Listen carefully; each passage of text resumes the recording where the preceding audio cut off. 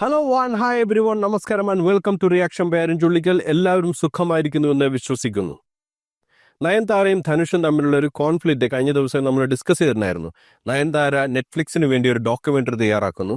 ആ ഡോക്യുമെന്ററിയുടെ പ്രൊമോഷൻ വീഡിയോയിൽ 3 സെക്കൻഡ് മാത്രമുള്ള ഒരു ഭാഗം നാനോ റൗഡിദാൻ എന്ന ധനുഷ് പ്രൊഡ്യൂസ് ചെയ്ത ചിത്രത്തിൽ നിന്നും എടുത്തിട്ടുണ്ടായിരുന്നു. നാനോ റൗഡിദാൻ എന്ന് പറയുന്ന ചിത്രത്തിന്റെ ഭാഗങ്ങൾ ഉപയോഗിക്കുന്നതിന് വേണ്ടിയുള്ള അനുമതി അവർക്ക് ലഭിച്ചിട്ടുണ്ടായിരുന്നില്ല. ആ അനുമതി ഇല്ലാതെയാണ് പ്രൊമോ വീഡിയോയിൽ ആ ഭാഗം ഉൾപ്പെടുത്തിയത്. അതുകൊണ്ട് തന്നെ ധനുഷ് ഇവർക്കെതിരെ ഒരു വക്കീൽ നോട്ടീസ് അയച്ചു. അത് റിമൂവ് ചെയ്യാൻ പറഞ്ഞു. റിമൂവ് ചെയ്യാത്ത പക്ഷം 10 കോടി രൂപ നഷ്ടപരിഹാരമാണ് ധനുഷ് ആവശ്യപ്പെട്ടത്. അതിനെ തുടർന്ന് നയൻതാര ധനുഷിന് എഴുതിയ കത്ത് അവരുടെ ഇൻസ്റ്റഗ്രാമിൽ പോസ്റ്റ് ചെയ്തു. അങ്ങനെയാണ് സോഷ്യൽ മീഡിയ ഈ വിഷയം ചർച്ചയായിട്ട് എടുക്കുന്നത്. പിന്നാലെ വിഘ്നേഷ്, നയൻതാരയുടെ ഭർത്താവും സംവിധായകനുമായ വിഘ്നേഷ്, ധനുഷിന്റെ പഴയ ഒരു വീഡിയോ അതും എടുത്ത് പോസ്റ്റ് ചെയ്തിട്ടുണ്ടായിരുന്നു. എന്നിട്ട് ജീവിക്കാൻ അനുവദിക്കൂ എന്ന രീതിയിൽ ഒരു മെസ്സേജും കൺവേ ചെയ്യുണ്ടായി. സംഗതിയിൽ ഇത്ര എത്തിയപ്പോഴേക്കും ആളുകൾ 2 ഭാഗത്ത് നിന്ന് കുറച്ചുപേര് ധനുഷിന്റെ ഭാഗത്ത് ശരിയാണെന്ന് പറഞ്ഞു, കുറച്ചുപേര് നയൻതാരയുടെ ഭാഗത്ത് ശരിയാണെന്ന് പറഞ്ഞു. എന്നെ സംബന്ധിച്ചിടത്തോളം ഞാൻ പറഞ്ഞൊരു അഭിപ്രായം വ്യക്തമായിരുന്നു. ധനുഷിന് കോപ്പിറൈറ്റിന് അവകാശമുണ്ട്, പക്ഷെ ഒരു മയത്തിൽ ചോദിക്കണം എന്നാണ് ഞാൻ പറഞ്ഞത്. 10 കോടി രൂപയൊക്കെ ചോദിച്ചത് ഇത്തിരി കൂടിപ്പോയി. അത് ചോദിക്കുന്ന സാഹചര്യം പിന്നീട് ഒരു കമന്റ് കണ്ടപ്പോൾ അതിനെക്കുറിച്ച് ഞാൻ അന്വേഷിച്ചപ്പോഴാണ് മനസ്സിലായത്.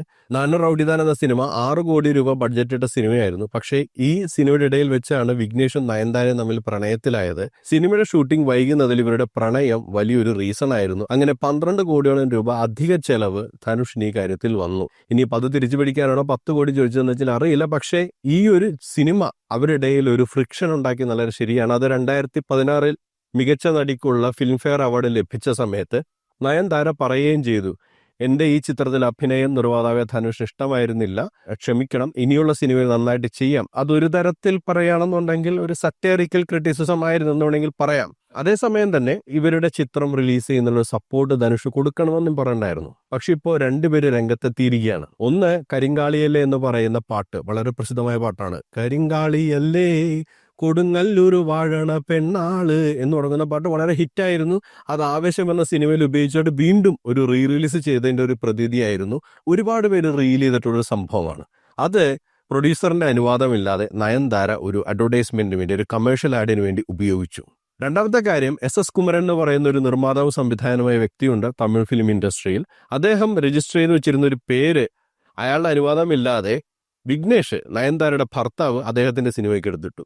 ഇതിപ്പോൾ ഇവിടെ സ്ഥിരം പരിപാടിയായിരിക്കുകയാണ്. ചിലരോട് അനുവാദം ചോദിക്കും, ചിലരോട് അനുവാദം ചോദിച്ച് കിട്ടിയില്ലെങ്കിലും കുഴപ്പമില്ല, ഞങ്ങളത് പോസ്റ്റ് ചെയ്യും. ചിലരോട് അനുവാദം പോലും ചോദിക്കില്ല. തന്നോടൊപ്പം തട്ടി നിൽക്കാൻ പറ്റുകയാണെന്നുണ്ടെങ്കിൽ 2.5 വർഷത്തോളമൊക്കെ കാത്തു നിന്നോളൂ. എന്നിട്ട് അത് കിട്ടാതെ വരുമ്പോൾ അയാൾ അനുമതിയില്ലാതെ അതിന്റെ ഫുട്ടേജ് ഉപയോഗിക്കുക. കേസ് വരുമ്പോൾ സോഷ്യൽ മീഡിയയിൽ വന്നിരുന്ന് മോങ്ങുക. ഞാനത് മോങ്ങുക എന്ന് പറയാൻ കാര്യമുണ്ട്. കാരണം ഇവര് നീതിയാണ് ആവശ്യപ്പെട്ടിരുന്നെങ്കിൽ ഈ 2 വ്യക്തികൾ കൂടി നീതി ഉറപ്പാക്കണമായിരുന്നു. എന്നിട്ടിത് ആവശ്യപ്പെട്ടിരുന്നെങ്കിൽ നമ്മൾക്ക് ഇവരുടെ ഭാഗത്ത് നിന്ന് സംസാരിക്കുമായിരുന്നു. പക്ഷെ ഇപ്പോൾ അവർ നടത്തിയിരിക്കുന്നത് ഒരു സഹതാപ തരംഗം സൃഷ്ടിക്കലാണ്. അതിനപ്പുറത്ത് ഒരു മാർക്കറ്റിംഗ് ആണ്. അതിനെക്കുറിച്ച് ഞാൻ പിന്നീട് പറയാം. എന്തായാലും നമ്മൾക്ക് ഈ കരിങ്കാളിയൽ എന്ന പ്രൊഡ്യൂസർ, അയാളുടെ വോയിസ് ക്ലിപ്പ് പുറത്തു വന്നിട്ടുണ്ട്. അതൊന്ന് കേട്ടു നോക്കാം. ഹലോ, നമസ്കാരം. എൻ്റെ പേര് ജയനീഷ് എന്നാണ്. കരിങ്കാളി എന്ന ആൽബത്തിൻ്റെ പ്രൊഡ്യൂസർ. ഷൈജോറാണ് അതിൻ്റെ മ്യൂസിക്. കണ്ണമംഗലത്ത് വരികൾ എഴുതി വിനീഷ് കല്ലറ്റിങ്ങര, അനൂപ് ചേർത്ത് എന്നിവരാണ് പാടിയിട്ടുള്ളത്. പാട്ട് ഞങ്ങൾ കുഞ്ഞു പാട്ടാണ്, നമുക്ക് പ്രതീക്ഷയുണ്ടായിരുന്നു, പക്ഷെ ഇത്രയും വൈറലാവെന്ന് വിചാരിച്ചില്ല. അങ്ങനെ നമ്മളത് ഇറക്കി. എൻ്റെ വിഷലും സാമാന്യം കുഴപ്പമില്ലാത്ത രീതിയിൽ വിഷലും ചെയ്ത് ഇറക്കി. പാട്ട് വൈറലായി, ഹിറ്റായി. ഒരു വർഷത്തോണ്ട് തന്നെ ഏകദേശം 41 മില്യൺ വ്യൂസായി. ആ സമയത്താണ് എന്നെ അൻവർ റഷീദ്, ഡയറക്ടർ പ്രൊഡ്യൂസർ, ആളെന്നെ കോൺടാക്ട് ചെയ്യുന്നത്. ആളെന്നെ വിളിച്ചു. ഞാൻ ആൾ വിശ്വസിച്ചില്ല. പിന്നെ ആൾ പറഞ്ഞു ഞാൻ സൗകര്യം പോലെ വിളിക്കാൻ വേണ്ടി. ഞാൻ ഒരു സമയം പറഞ്ഞ സമയത്ത് ആൾ വിളിച്ച് സംസാരിച്ചു. അങ്ങനെ കാര്യങ്ങളൊക്കെ പറഞ്ഞു. പുതിയൊരു മൂവി ഉണ്ടായിരിക്കും, ഒരു 8 സെക്കൻഡ് ഇതുപോലെ നമ്മുടെ അങ്ങനെ അൻവർ റഷീദ് സംസാരിച്ചു. ഇങ്ങനെ ഒരു പുതിയ മൂവിയിലേക്ക് ഇങ്ങനെ 8 സെക്കൻഡ് വേണം, ഒരു റീൽസിന്റെ ഒരു സംഭവമാണ്, ഫൈഡ് വാസിലാണ് ചെയ്യുന്നത് എന്ന് പറഞ്ഞപ്പോൾ ഭയങ്കര ഹാപ്പി. അതിലുപരി അവർ പറഞ്ഞു അതിന് നിയമപരമായിട്ടുള്ള കാര്യങ്ങളുണ്ടല്ലോ, എഗ്രിമെന്റ് കാര്യങ്ങളൊക്കെ സൈൻ ചെയ്തു. സൈൻ ചെയ്യാൻ വേണ്ടിയിട്ട് ഞാൻ നാട്ടിലേക്ക് പുറത്താണ്. അപ്പോൾ അതിനുവേണ്ടി ഞാൻ നാട്ടിലേക്ക് പോയി. അങ്ങനെ അഡ്വക്കേറ്റ് ഉണ്ടായിരുന്നു, അവരൊക്കെ ആയിട്ട് സംസാരിച്ച് എഗ്രിമെന്റ് ഒക്കെ സൈൻ ചെയ്തു. അവരൊരു നല്ല രീതിയിലുള്ളൊരു സാമ്പത്തികം എനിക്ക് തന്നിരുന്നു കേട്ടോ. നമ്മുടെ അടുത്ത് പറയാൻ പറഞ്ഞത്. അപ്പോൾ നമ്മൾ അങ്ങനെയൊന്നും ചെയ്തിട്ടില്ല. അതുകൊണ്ട് അവരുടെ അടുത്ത് തന്നെ പറഞ്ഞു എങ്ങനെയാണെന്ന് വെച്ചാൽ നിങ്ങൾ ചെയ്താൽ മതി എന്ന് പറഞ്ഞിട്ട്. പിന്നെ ഒരു പേയ്മെന്റ്, അവർ നല്ല രീതിയിലാണ് പേയ്മെന്റ് തന്നു. എഗ്രിമെന്റ് സൈൻ ചെയ്ത് പോകുന്നു. അല്ലാതെ മാന്യത ഒരു സിനിമയിലോ കമേഴ്ഷ്യൽ ആർട്ടിലൊക്കെ മറ്റൊരാൾ ചെയ്ത് വെച്ചൊരു സംഗതി എടുത്ത് ഉപയോഗിക്കുന്നുണ്ടെങ്കിൽ അയാളുടെ അനുവാദം മേടിക്കണം, അയാൾ NOC മേടിക്കണം, അത് പ്രോപ്പറായിട്ട് എഗ്രിമെന്റ് ആക്കണം, അയാൾക്ക് ഒരു സെറ്റിൽമെന്റ് കൊടുക്കണം എന്നുള്ളതൊക്കെ മര്യാദ. ആ മര്യാദ ആവേശത്തിന്റെ പ്രൊഡ്യൂസേഴ്സ് കാണിച്ചു.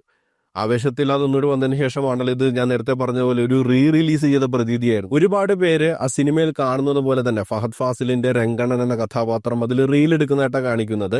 തൂണിനപ്പുറത്തേക്ക് ഇപ്പുറത്തേക്കും ചാരി രണ്ട് ഭാവങ്ങൾ പ്രകടിപ്പിക്കുന്ന ഒരു സംഭവം. അത് ഒരുപാട് പേര്, എത്ര ആൾക്കാർ അത് റീലായിട്ട് ചെയ്തു. സെലിബ്രിറ്റീസ് ഉണ്ട്, സോഷ്യൽ മീഡിയ ഇൻഫ്ലുവൻസേഴ്സ് ഉണ്ട്, സാധാരണ സോഷ്യൽ മീഡിയ യൂസേഴ്സ് ഒക്കെ ചെയ്തിട്ടുണ്ടായിരുന്നു. അതിലൊക്കെ ഒരു പ്രശ്നമില്ലെന്ന് നിർമ്മാതാവ് തന്നെ പറയുന്നു. പക്ഷേ നയൻതാര ഒരു റീൽ എടുക്കുകയാണ് ചെയ്തത്. നയൻതാര ചെയ്തത് ഒരു പ്രോഡക്റ്റിന്റെ കമേഴ്ഷ്യൽ ആഡിന് വേണ്ടിയാണ് ഈ പാട്ട് ഉപയോഗിച്ചത്. അത് ഉപയോഗിക്കുമ്പോൾ സ്വാഭാവികമായിട്ട് ഇയാളോട് അത് അനുവാദം ചോദിക്കേണ്ട ഒരു മര്യാദ കാണിക്കണമല്ലോ, അയാളുടെ അനുവാദം മേടിക്കണമല്ലോ. അത് ഇവർ ചെയ്തില്ല. അതേക്കുറിച്ച് ഈ പ്രൊഡ്യൂസർ പറയുന്നത് കേട്ടു നോക്കാം. അപ്പോൾ ആ ഒരു ട്രെൻഡിങ് സമയത്ത് ആവശ്യമിറങ്ങി ഭയങ്കര ട്രെൻഡിങ് ആയിട്ടിരിക്കുക, ഓൾ ഇന്ത്യ ലെവലിലല്ല വേൾഡ് വൈഡ് തന്നെ. ആ സമയത്താണ് ഈ ഫെമിനൈൻ എന്ന് പറയുന്ന ഒരു പ്രൊഡക്റ്റ്, നയൻതാരയുടെ പ്രൊഡക്റ്റിനെ ഒരു പ്രൊമോഷൻ ചെയ്യണം ഈ ഒരു പാട്ട് വെച്ചിട്ട്. അവരുടെ എല്ലാ പ്ലാറ്റ്ഫോമുകളിലും അതുപോലെ തന്നെ അവരുടെ ഡീലർമാരും എല്ലാവരും ഈ ഒരു സോങ് വെച്ചിട്ട്. അപ്പോൾ നമ്മുടെ അനുമതിയോ കാര്യങ്ങളൊന്നും ചോദിച്ചിട്ടില്ല. ചോദിക്കാതെ ജസ്റ്റ് ഒന്ന് വാട്സപ്പ് ചെയ്താൽ മതി. നമ്മളെ വാട്സപ്പ് നമ്പർ, ഇമെയിൽ ID അല്ലെങ്കിൽ മറ്റ് സോഷ്യൽ മീഡിയ മെസ്സഞ്ചറുകളെല്ലാം അവൈലബിൾ ആണ്. നമ്മളെപ്പോഴാണെങ്കിലും നമ്മൾ 24 hour ഓൺലൈനിലാണെന്ന് തന്നെ പറയാം. അപ്പോൾ കാണുന്ന സമയത്ത് നമ്മൾ റിപ്ലൈ കൊടുക്കുമല്ലോ. ഇതൊന്നും ഉണ്ടായിരുന്നില്ല, ആ ഒരു സന്തുഷ്ടപ്രകാരം എടുത്തിട്ടു.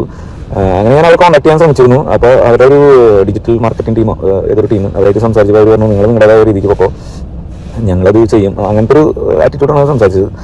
അപ്പോൾ പിന്നെ നമുക്ക് നിയമ നടപടിയിലത് വേറെ ഓപ്ഷൻ ഇല്ല. കാരണം നമ്മുടെ നാട്ടിലൊരു നിയമമുണ്ടല്ലോ, ആ നിയമത്തിനെ പിന്തുടർന്നാണ് നമ്മൾ എല്ലാ കാര്യങ്ങളും ചെയ്തിട്ടുള്ളത്. നമ്മൾ സോഷ്യൽ മീഡിയ യൂസ് ചെയ്യുന്ന ആൾക്കാരാണ്. അപ്പോൾ യൂട്യൂബ് ചാനലുണ്ട്, ബ്ലാക്ക് പ്രോ യൂട്യൂബ് ചാനൽ എന്ന് പറഞ്ഞാൽ ഒരു യൂട്യൂബ് ചാനലുണ്ട്. അതൊക്കെ പോകുന്നത് നിയമപരമായിട്ടുള്ള രീതിയിലൂടെയാണ്. നമ്മൾ ഇന്ത്യയിൽ നിന്നല്ല, ഈ കോപ്പിറൈറ്റ് സംബന്ധിച്ച ഈ കോപ്പിറൈറ്റിൻ്റെ എല്ലാ നിയമവശങ്ങളും പിന്തുടർന്നുകൊണ്ട് തന്നെയാണ് നമ്മൾ പോയിക്കൊണ്ടിരിക്കുന്നത്. അപ്പോൾ നമ്മുടെ ഭാഗത്ത് അങ്ങനെ തെറ്റുകൾ വന്നിട്ടില്ല, ഇനി വരില്ല. അപ്പോൾ അവരുടെ അടുത്ത് സംസാരിച്ചപ്പോൾ അവർ അങ്ങനെയാണ് ഒരു ആറ്റിറ്റ്യൂഡാണ്. അതായത് നമ്മളതൊരു ചെറിയൊരു യൂട്യൂബ് ചാനലിൽ എന്നുള്ള ധാരണ ആയിരിക്കും അവർക്ക്. അങ്ങനെയാണ് നമ്മൾ കേസുമായിട്ട് മുന്നോട്ട് പോകുന്നത്. ധനുഷിന്റെ ഫുട്ടേജ് ആഹാ, ജിനേഷിന്റെ ഫുട്ടേജ് ഏഹേ. അതെന്താണ് നയൻതാര അങ്ങനെ ഒരു നീതി? ആരുടെ ഫുട്ടേജ് ഉപയോഗിച്ചാലും അയാളെ ന്യൂസ് മേടിക്കുന്ന ഒരു ബാധ്യത നിങ്ങൾക്കുണ്ടല്ലോ. ധനുഷിന് വേണ്ടി നിങ്ങൾ 2-2.5 കൊല്ലം കാത്തിരുന്നു. അതൊക്കെ ഭയങ്കരമായിട്ട് അങ്ങോട്ട് വർണ്ണിച്ച് കത്തിൽ എഴുതിയിട്ടുണ്ടായിരുന്നല്ലോ. ഇയാളുടെ ഫുട്ടേജ് എടുക്കുമ്പോൾ അല്ലെങ്കിൽ അയാളുടെ പാട്ടിൽ നിന്നൊരു പീസ് ഉപയോഗിക്കുമ്പോൾ അതിന് NOC ഉണ്ടോ എന്നുള്ള കാര്യം അന്വേഷിച്ചില്ലേ? അല്ലെങ്കിൽ ആ NOC എടുക്കുന്ന കാര്യത്തെക്കുറിച്ച് എന്തുകൊണ്ടാണ് നിങ്ങളെ ഡിജിറ്റൽ മീഡിയ ടീം നിങ്ങളുടെ വഴി നോക്കിക്കോ എന്ന് പറഞ്ഞപ്പോൾ നിങ്ങൾ കണ്ണടച്ചിരുന്നത്? കാരണം സാധാരണക്കാരനാണ് അവൻ, നിങ്ങൾക്കെതിരെ കുമ്പൂരിക്ക് വരില്ല. പക്ഷെ ധനുഷ് അങ്ങനെയല്ല. തന്നോളം പോകുന്നവൾ, അല്ലെങ്കിൽ തന്നേക്കാൾ മുകളിൽ നിൽക്കുന്ന ആളാണ്, പണി കിട്ടും. അതുകൊണ്ട് 2.5 വർഷം പുറകെ നടന്നു. നിങ്ങൾക്ക് സ്വന്തമായിട്ട് ഒരു ലീഗൽ ടീം ഉണ്ട്, അപ്പോൾ ഡിജിറ്റൽ കമ്പനി ഉണ്ടെന്ന് പറഞ്ഞു, അവർക്ക് ഡിജിറ്റൽ മാർക്കറ്റിംഗ് ടീം ഉണ്ടെന്ന് പറഞ്ഞു. ആ ഡിജിറ്റൽ മാർക്കറ്റിംഗ് ടീമിന് സ്വന്തമായിട്ട് ഒരു ലീഗൽ ഡിപ്പാർട്ട്മെന്റ് ഉണ്ടാകാം. അവർക്ക് കേസ് നടത്തലും നിയമപരമായ കാര്യങ്ങളും നോക്കൽ തന്നെയായിരിക്കും പണി. പക്ഷെ ഒരു സാധാരണക്കാരൻ്റെ കാര്യം അങ്ങനെയല്ല. അയാളൊരു കേസ് നടത്തണമെങ്കിൽ അയാളുള്ള വരുമാനത്തിനൊക്കെ നോക്കി കുറച്ചൊക്കെ മാറ്റി വെച്ച് ഒരു വക്കീലിനെ പുറകെ നടന്നിട്ട് വേണം ചെയ്യാൻ. അങ്ങനെ പുറകെ നടക്കില്ല എന്ന് ഉറപ്പുള്ളത് കൊണ്ടാണോ ഈ പുള്ളിക്കാരന് നീതി ലഭിക്കേണ്ട എന്ന് വിചാരിച്ചു? അല്ലെങ്കിൽ ഇയാൾ ഏതെങ്കിലും ദൈവത്തിന്റെ കോടതിയിൽ പോയി നീതി അന്വേഷിക്കണം? നിങ്ങൾ ദൈവത്തിന്റെ കോടതിയിലാണല്ലോ എല്ലാം സെറ്റിൽ ചെയ്യുന്നത്. ഇപ്പൊ നയൻതാരക്കും വിഘ്നേഷിനും വേണ്ടി ദൈവം ഒരു സ്പെഷ്യൽ കോർട്ട് ഉണ്ടാക്കേണ്ടി വരുമെന്ന് തോന്നുന്നു, ഇങ്ങനെയുള്ള സംഭവങ്ങളൊക്കെ ഒന്ന് പരിഹരിച്ചെടുക്കുന്നതിന് വേണ്ടി. ദൈവത്തിന്റെ കോടതിയിൽ ആർക്ക് നീതി ലഭിക്കണം? ഈ ജിനേഷിന് ലഭിക്കണോ അല്ലെങ്കിൽ നിങ്ങൾക്ക് ലഭിക്കണോ? 2 കോടതിയിലും അയാൾക്ക് തന്നെ കിട്ടുള്ളൂ. മനുഷ്യന്റെ കോടതിയായാലും ദൈവത്തിന്റെ കോടതിയായാലും. എനിക്ക് ദൈവത്തിൽ വിശ്വാസമൊന്നുമില്ല, നിങ്ങളത് എടുത്തു പറഞ്ഞുകൊണ്ട് പറഞ്ഞതാണ്. എന്തായാലും ഇയാൾ ബാക്കി പറയാതെ കേട്ട് നോക്കാം. കാരണം ഇങ്ങനെ ചെയ്യാൻ കാരണം എന്ന് പറഞ്ഞാൽ നമ്മളിപ്പോൾ ഒരു സാധാരണക്കാരാണല്ലോ. സാധാരണക്കാരിപ്പോൾ ഒരു നല്ലൊരു പാട്ട് ചെയ്തു, അത് ഹിറ്റായി, നമ്മളത് പ്രൊട്ടക്ട് ചെയ്യേണ്ട കടമയും കൂടി നമുക്കുണ്ടല്ലോ. കാരണം നമ്മളൊരു സോങ്ങോ കാര്യങ്ങളോ ഉണ്ടാക്കി അത് മറ്റുള്ളവർ അടിച്ചു മാറ്റി അവരുടെ ഏതായ കാര്യങ്ങൾക്ക് ഉപയോഗിച്ച് 10 പൈസ ചിലവില്ലാതെ അവർ അവരുടേതായ കാര്യങ്ങൾ ഉപയോഗിക്കുമ്പോൾ അതിനൊരു പ്രൊട്ടക്ഷൻ ആണല്ലോ. അത് പ്രാബല്യത്തിലാക്കാൻ വേണ്ടിയിട്ടാണ് ഞാൻ ഇനിയും ഇതുപോലെ ഹിറ്റുകൾ ഉണ്ടാകുമ്പോൾ വലിയ കോർപ്പറേറ്റുകൾ സിമ്പിളായിട്ട് അത് എടുത്തുകൊണ്ട് പോകരുത് എന്നുള്ളൊരു ധാരണയിലാണ് ഞാൻ ഈ കേസുമായിട്ട് മുന്നോട്ട് പോയത്. കാരണം ഒരുപാട് ആൾക്കാർ കലാകാരന്മാർ അവരുടെ ക്രിയേറ്റിവിറ്റികളൊക്കെ ചെയ്യുമ്പോൾ അതിന് പ്രൊട്ടക്ഷൻ ആണല്ലോ. നാളെ വേറെ ഇതുപോലെ സംഭവങ്ങൾ ഇതിലും വലിയ ഹിറ്റുകൾ ഉണ്ടാകുമ്പോൾ അത് സിമ്പിളായിട്ട് ആരും അങ്ങനെ എടുത്തുകൊണ്ട് പോകരുത്. കാരണം അതിന് ചോദിക്കാൻ പറയാൻ ഒരാളുണ്ടെന്നുള്ളൊരു അറിവ് അവർക്ക് ഉണ്ടാകുന്നതല്ല. നമ്മൾ റീൽസ് ചെയ്യുന്നുണ്ടോ അല്ലെങ്കിൽ മറ്റു കാര്യങ്ങൾക്കൊന്നും ഇതിലല്ലടാ, അതും പറയല്ല. ഒരുപാട് എത്ര ലക്ഷക്കണക്കിന് ആൾക്കാർ ഇൻസ്റ്റാഗ്രാമിൽ റീൽസ് ഇടുന്നുണ്ട്. അതുപോലെ തന്നെ ഫേസ്ബുക്കിലായാലും മറ്റു സോഷ്യൽ മീഡിയകളിലായാലും എല്ലാവരും റീൽസുകൾ ചെയ്യേണ്ടത്. അതിനൊന്നും നമുക്ക് യാതൊരു വിഷയവും കാര്യങ്ങളില്ല. നമ്മളിങ്ങനെ ഒരു പ്രൊമോട്ട് ചെയ്യുന്ന ഒരു സംഭവം നമ്മളെ മുന്നിൽ കണ്ടതുകൊണ്ടാണ് നമ്മളിതിനെതിരെ ഭാഗത്തുനിന്ന് ഇങ്ങനൊരു സംഭവം ഉണ്ടായപ്പോഴാണ് നമ്മൾ കേസ് ഫയൽ ചെയ്തത്. കാരണം നമ്മളിപ്പോൾ ഒരു എൻ്റർടൈൻമെൻറ്റ് കാര്യങ്ങൾക്ക് നമുക്കൊരു പ്രശ്നമില്ല. എത്രയോ സെലിബ്രിറ്റികൾ ഈ ഒരു സോങ് ഇട്ട് അവരുടേതായ റീൽസ് ക്രിയേറ്റിവിറ്റികളൊക്കെ ചെയ്യുന്നു. അതുപോലെ തന്നെ ക്രിക്കറ്റ് താരങ്ങൾ, ഇൻ്റർനാഷണൽ താരങ്ങൾ, നമ്മുടെ ഇന്ത്യയിലത്തെ താരങ്ങൾ എത്രയോ ആൾക്കാർ എല്ലാവരും ഒരുപോലെ ഏറ്റെടുത്തൊരു പാട്ടാണിത്. ഇന്ത്യയിൽ ഇങ്ങനെ ഒരു ഭക്തിഗാനം ഇങ്ങനെ ഹിറ്റാവാന്ന് പറഞ്ഞാൽ വളരെ കുറവാണ്. അപ്പോൾ നമുക്കതിനൊന്നും യാതൊരു പ്രശ്നമില്ല. കാരണം ഈ സമ്മർദ്ദമേറിയ ഈ ഒരു കാലഘട്ടത്തിൽ ആൾക്കാർ കുറച്ച് നേരങ്ങളിൽ ഹാപ്പിനെസ് വരാനായിട്ട് ഒരു റീൽസുകളൊക്കെ ചെയ്യുമ്പോൾ അതിന് സന്തോഷമുള്ളൂ. പക്ഷേ അതൊരു കച്ചവടമാക്കുമ്പോഴാണ്, അതായത് ഒരു അവരുടെ ഒരു പ്രൊഡക്റ്റിന് പ്രൊമോഷൻ ചെയ്യാൻ അവരിൽ ഇത്രയും വലിയ ആൾക്കാരുടെ ഒരു പൈസ ഇല്ല, അല്ലെങ്കിൽ അവർക്കൊരു 10 ദിവസം മുടക്കാൻ പറ്റില്ല എന്ന് പറയുമ്പോൾ അതൊരു എന്താ പറയുക, അതിന് വാക്കുകളില്ല എന്ന് പറയാനായിട്ട്. ധനുഷിന്റെ NOC ബർമൂഡയും ജിനേഷിനെ നിന്ന് കിട്ടേണ്ട NOC വള്ളിനിക്കറായതുകൊണ്ടായിരിക്കും അത് വേണ്ട സാധാരണക്കാരൻ്റെ നിന്ന് വിചാരിച്ചു പോയത്. ഇദ്ദേഹം പറയുന്നത് ശരിയാ, സാധാരണക്കാരൻ്റെ സോങ് ആയാലും എന്തായാലും ശരി, ജസ്റ്റ് ബിക്കോസ് നിങ്ങളൊരു ലേഡി സൂപ്പർ സ്റ്റാർ ആണ്, നിങ്ങൾ സ്വയം വഴി വെട്ടിവന്നാണെന്നൊക്കെ പറഞ്ഞതുകൊണ്ട് നിങ്ങൾക്ക് ഉപയോഗിക്കാൻ പറ്റുന്നില്ല. അത് ധനുഷിന്റെ സിനിമയിലെ ക്ലിപ്പ് ഉപയോഗിക്കുന്ന അതേപോലെ തന്നെ പ്രൊസീജിയേഴ്സ് ഫോളോ ചെയ്യേണ്ട കാര്യമാണ്. ജിനേഷിന്റെ പാട്ടിൽ നിന്നുള്ള ഒരു ഭാഗം ഉപയോഗിക്കുമ്പോൾ അതെങ്ങനെയാണോ ആവശ്യത്തിന്റെ പ്രൊഡ്യൂസേഴ്സ് ചെയ്തത് അതേപോലെ തന്നെ ചെയ്യാനുള്ള ബാധ്യത നിങ്ങൾക്കുണ്ടായിരുന്നു. നിങ്ങളെന്താ വിചാരിച്ചത്, നിങ്ങളൊരു ലേഡി സൂപ്പർ സ്റ്റാർ ആണ്, ഒരുപാട് ഇൻഫ്ലുവൻസറുള്ള ആളാണ്, സാധാരണക്കാരൻ്റെ മേത്ത് മെക്കിട്ടേറെ വലിയ കുഴപ്പമൊന്നുമില്ലല്ലോ. ധനുഷിൻ്റെ മേളിലൊക്കെ മെക്കിട്ടേറാൻ ചെല്ലുമ്പോഴേ ലീഗലായിട്ടുള്ള പ്രശ്നങ്ങൾ ആലോചിക്കേണ്ടതുള്ളൂ. അപ്പോൾ അത് കിട്ടാതെ വരുമ്പോൾ നിങ്ങൾക്ക് ഒരു സഹതാപ തരംഗമൊക്കെ സൃഷ്ടിക്കാനായിട്ട് ഇറങ്ങിത്തിരിക്കാം. ഇതേ അവസ്ഥ തന്നെയാണ് SS കുമരൻ എന്ന് പറയുന്ന സംവിധായകനും നിർമ്മാതാവുമായ വ്യക്തിക്കുണ്ടായത്. അദ്ദേഹം ഒരു സിനിമയുടെ പേര് രജിസ്റ്റർ ചെയ്തിട്ടുണ്ടായിരുന്നു. ഈ രജിസ്റ്റർ ചെയ്ത കാര്യം കൃത്യമായിട്ട് നയൻതാരയുടെ ഭർത്താവ് വിഘ്നേഷിന് അറിയാമായിരുന്നു. പക്ഷെ അത് അറിഞ്ഞുകൊണ്ട് തന്നെ വിഘ്നേഷ് തൻ്റെ സിനിമയ്ക്ക് ഇയാൾ NOC ലഭിച്ചിട്ടില്ല, എന്നിട്ടും വിഘ്നേഷ് സിനിമയ്ക്ക് LIC എന്ന പേരിട്ടു. നയൻതാര ധനുഷിന് കത്തെഴുതിയ ആ സംഭവം വൈറലായ സമയത്ത് SS കുമരൻ നയൻതാരയുടെ ശ്രദ്ധയ്ക്കെന്ന് പറഞ്ഞൊരു കത്ത് എഴുതിയിട്ടുണ്ടായിരുന്നു. ആ കത്തിന്റെ കോപ്പിയാണ് നിങ്ങൾ സ്ക്രീനിൽ കാണുന്നത്. തമിഴിലാണ് കത്ത് എഴുതിയിരിക്കുന്നത്. അപ്പോൾ അതിന്റെ ഹൈലൈറ്റ്സ് ചില ന്യൂസുകളിൽ വന്നിട്ടുണ്ട്, അത് നമ്മൾക്കൊന്ന് നോക്കാം. ധനുഷ് നിങ്ങൾക്കിതൊരു ലീഗൽ നോട്ടീസ് അയച്ചിരിക്കുന്നു, ഒരു 3 സെക്കൻഡ് വീഡിയോ അദ്ദേഹത്തിന് അനുവാദമില്ലാതെ ഉപയോഗിച്ചിരിക്കുന്നതിന്. പക്ഷേ നിങ്ങളുടെ ഹസ്ബൻഡ് ഇതേപോലെ തന്നെ ഒരു ടൈറ്റിൽ ഉപയോഗിച്ചിട്ടുണ്ട്. അയാൾക്ക് അറിയാമായിരുന്നു അതെൻ്റെ ടൈറ്റിലാണെന്ന്. അത് അറിഞ്ഞുകൊണ്ട് തന്നെ അതെൻ്റെ പ്രൊഡക്ഷൻ ഹൗസിൻ്റെ പേരിൽ രജിസ്റ്റർ ചെയ്തിരിക്കുന്നത് അറിഞ്ഞുകൊണ്ട് തന്നെയാണ് ആ ടൈറ്റിൽ ഉപയോഗിച്ചിരിക്കുന്നത്. ഇദ്ദേഹം മറ്റൊരാളിലൂടെ അതിൻ്റെ പെർമിഷൻ ആവശ്യപ്പെട്ടിരുന്നു, പക്ഷേ അതിൻ്റെ പെർമിഷൻ കൊടുത്തിട്ടുണ്ടായിരുന്നില്ല. എന്നിട്ടും അയാൾ തൻ്റെ സിനിമ മാർക്കറ്റ് ചെയ്യുന്നതിന് വേണ്ടി ഈ LIC എന്ന വാക്ക്, ലവ് ഇൻഷുറൻസ് കമ്പനി എന്ന സിനിമയ്ക്ക് വേണ്ടിയാണ് അത് ഉപയോഗിച്ചിരിക്കുന്നത്. നയൻതാര ഇത് എങ്ങനെയാണ് ഈ 2 കാര്യങ്ങൾ നിങ്ങൾ ന്യായീകരിക്കാൻ പോകുന്നത്? ഇനി വേറൊരു കത്ത് ചെയ്തു ഇൻസ്റ്റാഗ്രാമിൽ ഇവർ എൻ്റെ അഡ്രസ്സ് ചെയ്തുകൊണ്ട്. നിങ്ങൾ വലിയ എത്തിക്സും അതും ഇതൊക്കെ പറയുന്നുണ്ടായല്ലോ. പ്രൊഡ്യൂസർ എന്ന് പറയുന്നത് ഏകാധിപതിയല്ല, സ്വച്ഛാധിപതിയല്ല എന്നൊക്കെ പറയുന്നുണ്ടായിരുന്നല്ലോ. ലേഡി സൂപ്പർ സ്റ്റാർ എന്ന് പറഞ്ഞാലും അല്ലെങ്കിൽ ഒരു അറിയപ്പെടുന്ന സംവിധായകൻ എന്ന് പറഞ്ഞാലും സ്വച്ഛാധിപതിമാരല്ല, ജനാധിപത്യപരമായി ചിന്തിക്കേണ്ടവരാണ്. കാരണം നിങ്ങൾ ജീവിക്കുന്നത് ഒരു ജനാധിപത്യ രാജ്യത്താണ്. നിങ്ങളോടൊപ്പമുള്ളവർ, നിങ്ങളെക്കാൾ മുകളിൽ നിന്നവരോട് മാത്രമല്ല നിങ്ങൾ പെർമിഷൻ മേടിക്കേണ്ടത്. ഒരുപക്ഷെ നിങ്ങളോടൊപ്പം നിൽക്കാൻ പറ്റാത്ത സാധാരണക്കാരനായ ഒരു സോങ് പ്രൊഡ്യൂസർ, അതേപോലെ തന്നെ ഇയാൾ പറയുന്നുണ്ട് ഞാനൊരു ചെറിയ പ്രൊഡ്യൂസറാണ്, ഇത് ഞാൻ പറഞ്ഞതല്ല, സാധാരണക്കാരനായ സോങ് പ്രൊഡ്യൂസർ എന്ന് വിശേഷിപ്പിച്ചത് ജിനേഷ് തന്നെയാണ്. അതേപോലെ തന്നെ ഒരു ചെറിയ പ്രൊഡ്യൂസറാണ് ഞാനെന്ന് പറഞ്ഞത് SS കുമരൻ തന്നെയാണ്. നിങ്ങളൊരു സ്വേച്ഛാധിപതിയെ പോലെയല്ല ഇവരോട് പെരുമാറേണ്ടത്. ഇവരുടെ അടുത്ത് നിന്ന് NOC കിട്ടിയതിന് ശേഷം മാത്രമേ ഒരു കമേഴ്ഷ്യൽ പ്രോജക്റ്റ് നിങ്ങൾ ചെയ്യാൻ പാടുള്ളായിരുന്നു.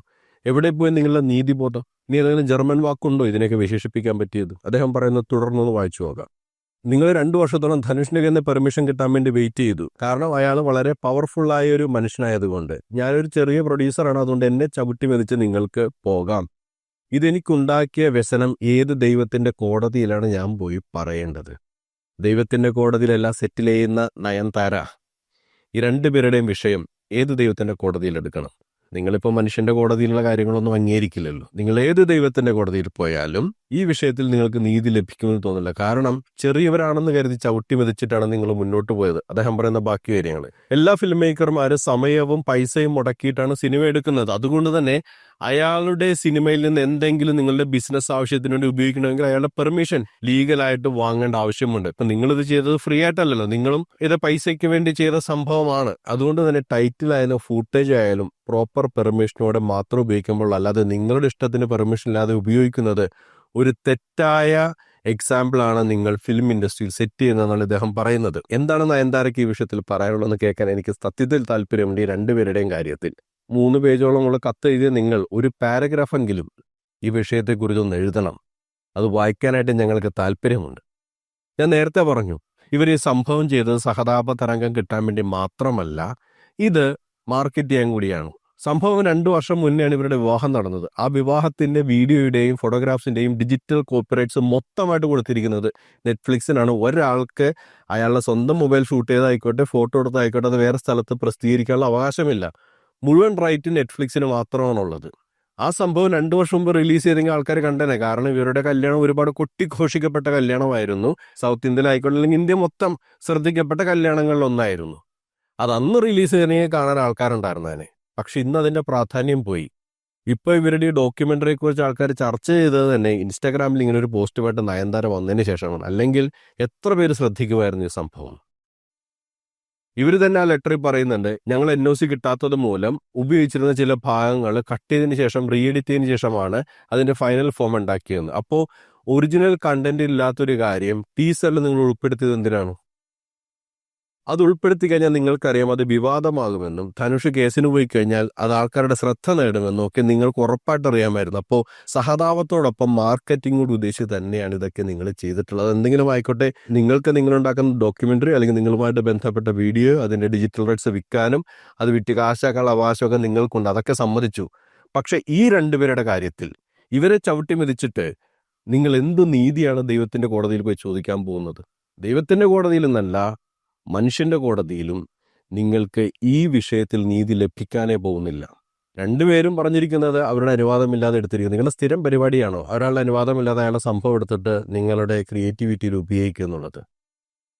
ഒരു ഫെയർ യൂസേജ് പോളിസിയിൽ വരുന്ന കാര്യമാണെങ്കിൽ കുഴപ്പമുണ്ടായിരുന്നില്ല. ഇതിപ്പോൾ നിങ്ങളൊരു കമേഴ്ഷ്യൽ ഡോക്യുമെന്ററി ഉണ്ടാക്കിയത് അല്ലെങ്കിൽ ഒരു കമേഴ്ഷ്യൽ ആഡ് ഉണ്ടാക്കിയതാണ്. അതിനകത്ത് ഫെയർ യൂസേജ് പോളിസി എന്ന് പറയാൻ കഴിയില്ല. ഈ വിഷയത്തിൽ നിങ്ങൾക്ക് പറയാനുള്ള മറുപടി കേൾക്കാൻ താല്പര്യമുണ്ട്. ഇത് ഏത് ദൈവത്തിന്റെ കോടതിയിൽ എത്തിച്ചാൽ അവർക്ക് പരിഹാരം ലഭിക്കും, നീതി ലഭിക്കുമെന്ന് അറിയാനായിട്ട് താല്പര്യമുണ്ട്.